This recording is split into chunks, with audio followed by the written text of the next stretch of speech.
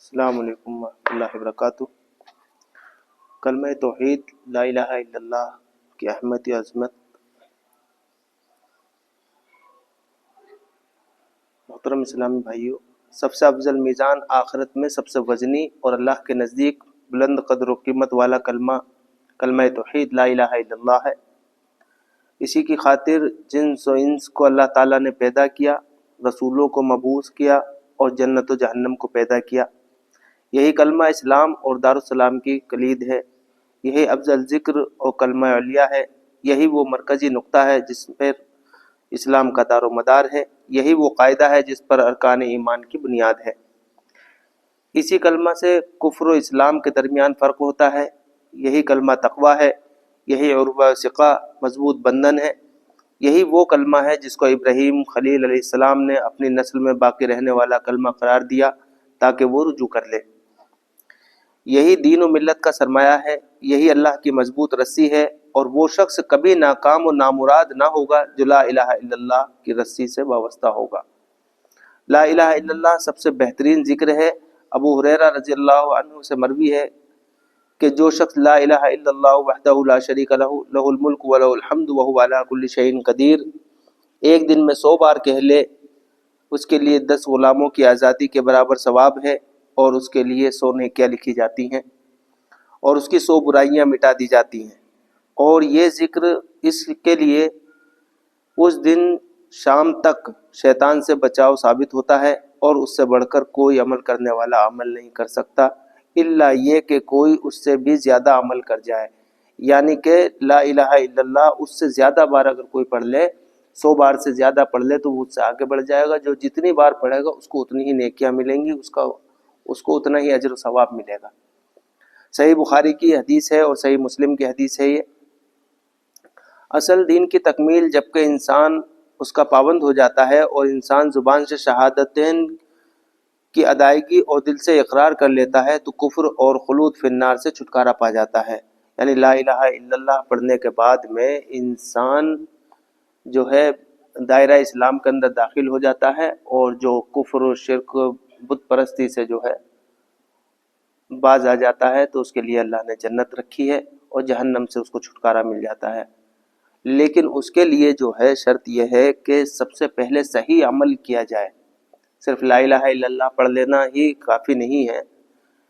لا الہ الا اللہ کا جو اصل مقصد ہے، اللہ نے جو انسان کو پیدا کیا ہے صرف اپنی عبادت کے لیے،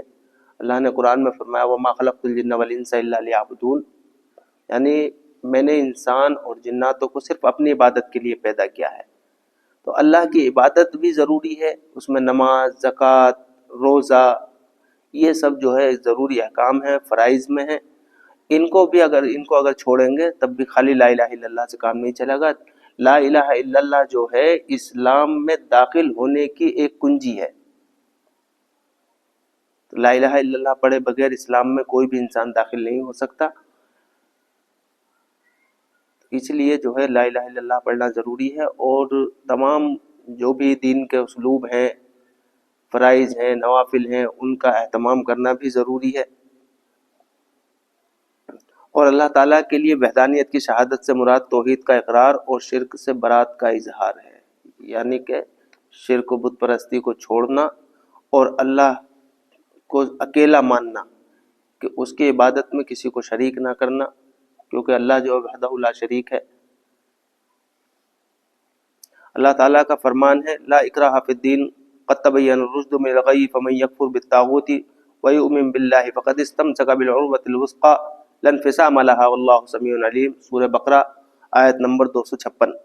دین کے بارے میں کوئی زبردستی نہیں، ہدایت ضلالت سے روشن ہو چکی ہے، اس لیے جو شخص اللہ کے سوا دوسرے معبودوں کا انکار کر کے اللہ تعالیٰ پر ایمان لائے، اس نے مضبوط کڑے کو تھام لیا جو کبھی نہ ٹوٹے گا، اور اللہ تعالیٰ سننے والا اور جاننے والا ہے۔ نبی محمد صلی اللہ علیہ وسلم کی رسالت کی گواہی کا معنی نبی صلی اللہ علیہ وسلم کے من عند اللہ لائی ہوئی تمام چیزوں کا اقرار کرنا، اور ان تمام امور میں آپ کی تصدیق کرنا اور بے چونچرا تابع داری کرنا، یعنی اللہ کے رسول نے جو بھی حکم دیا ہے اس کو کسی بھی حجت کے بنا ماننا، اس کو جو ہے کسی بھی طرح کی کوئی کوتاہی نہیں، اس میں کسی بھی طرح کی اپنی منمائی نہیں، اللہ کے رسول نے جو حکم دیا ہے اس پر عمل پیرا ہونا، سرخم اس کو پر جو ہے تسلیم کر دینا، یہی اسلام ہے۔ اللہ تعالیٰ فرماتا ہے یا ایھا الذین آمنوا باللہ ورسولہ والکتاب الذی نزل علی رسولہ والکتاب الذی انزل من قبل ومن یکفر باللہ وملائکتہ وکتبہ ورسلہ والیوم الآخر فقد ضل ضلالا بعیدا۔ اے ایمان والو، اللہ تعالیٰ پر، اس کے رسول صلی اللہ علیہ وسلم پر اور اس کی کتاب پر جو اس نے اپنے رسول صلی اللہ علیہ وسلم پر اتاری ہے، اور ان کتابوں پر جو اس سے پہلے اس نے نازل فرمائی ہیں، یعنی قرآن سے پہلے جتنے بھی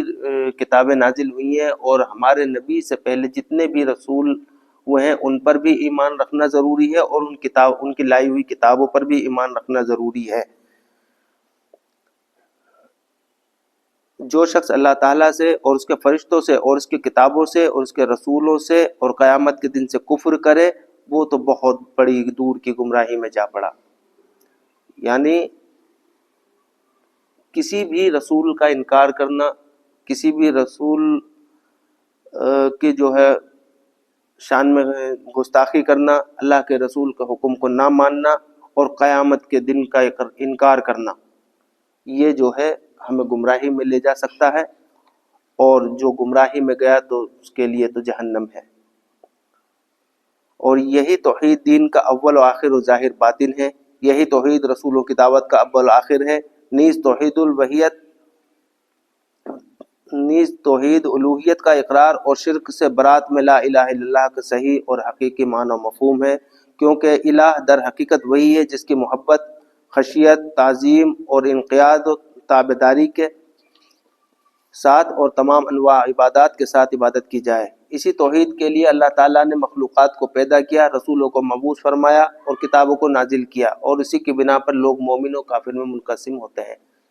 یعنی اگر کوئی بھی انسان توحید پرست نہیں ہے، لا الہ الا اللہ کا اقرار نہیں کرتا ہے، تو وہ انسان جو ہے کافر ہوگا، مومن نہیں ہوگا وہ۔ اللہ تعالیٰ نے فرمایا یا ایھا الناس اعبدوا ربکم الذی خلقکم والذین من قبلکم لعلکم تتقون، اے لوگو اپنے اس رب کی عبادت کرو جس نے تمہیں اور تم سے پہلے کے لوگوں کو پیدا کیا، یہی تمہارا بچاؤ ہے۔ یعنی اگر اپنے رب کی عبادت یعنی اللہ کی عبادت نہیں کرو گے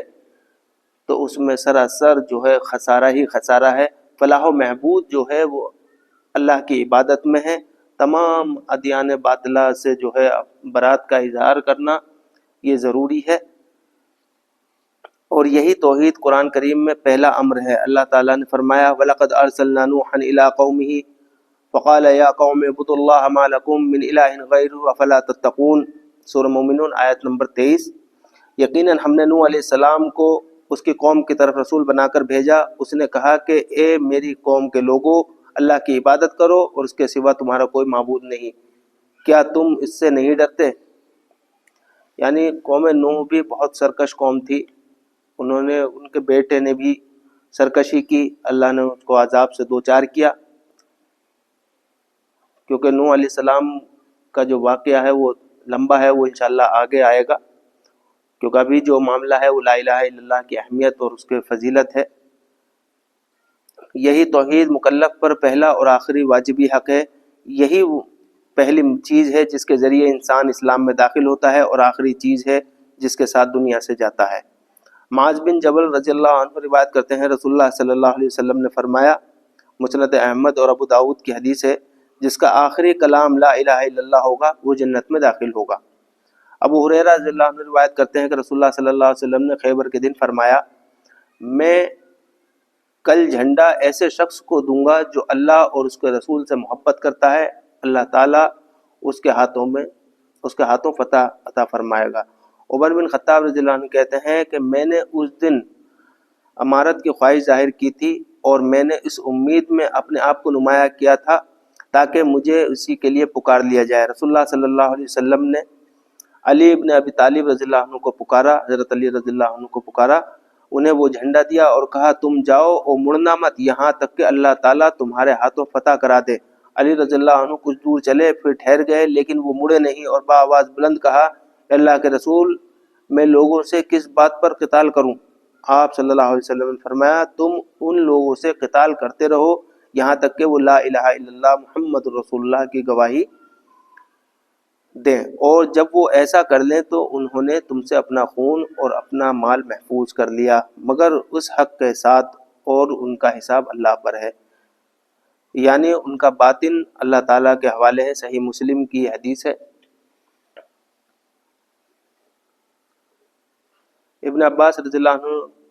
عنہ کی حدیث میں وارد ہے کہ نبی صلی اللہ علیہ وسلم نے معاذ رضی اللہ عنہ کو یمن روانہ کرتے ہوئے فرمایا تم نے لا الہ الا اللہ کی شہادت اور یہ کہ میں محمد اللہ کا رسول ہوں اس کی شہادت کی دعوت دو، اگر وہ اس کے اطاعت کر لیں تو انہیں یہ بتاؤ کہ اللہ تعالیٰ نے ان پر ہر روز شب میں 5 صلات فرض کی ہیں، یعنی 5 نمازیں فرض کی ہیں، اگر وہ اس کے اطاعت گزار بن جائیں تو انہیں بتاؤ کہ اللہ تعالیٰ نے ان پر ان کے مالوں میں زکوٰۃ فرض کی ہے، اور جو ان کے مالداروں سے لی جائے اور ان کے فقراء میں تقسیم کر دی جائے۔ صحیح بخاری اور صحیح مسلم کی حدیث ہے۔ عتبان بن مالک رضی اللہ عنہ سے روایت ہے، ان سے روایت کرنے والا راوی کہتے ہیں میں مدینہ آیا، میری ملاقات عتبان سے ہوئی، میں نے کہا آپ کی ایک حدیث مجھ تک پہنچی ہے، تو انہوں نے کہا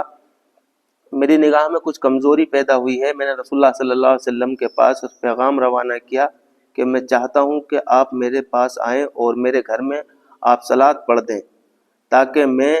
اس کو مصلی جائے صلات بنا لوں۔ ان کا بیان ہے کہ رسول اللہ صلی اللہ علیہ وسلم اور اللہ کی مشیت کے مطابق آپ کے کچھ اصحاب آئے، آپ نے اندر تشریف لا کر میرے گھر میں صلات ادا کی اور آپ کے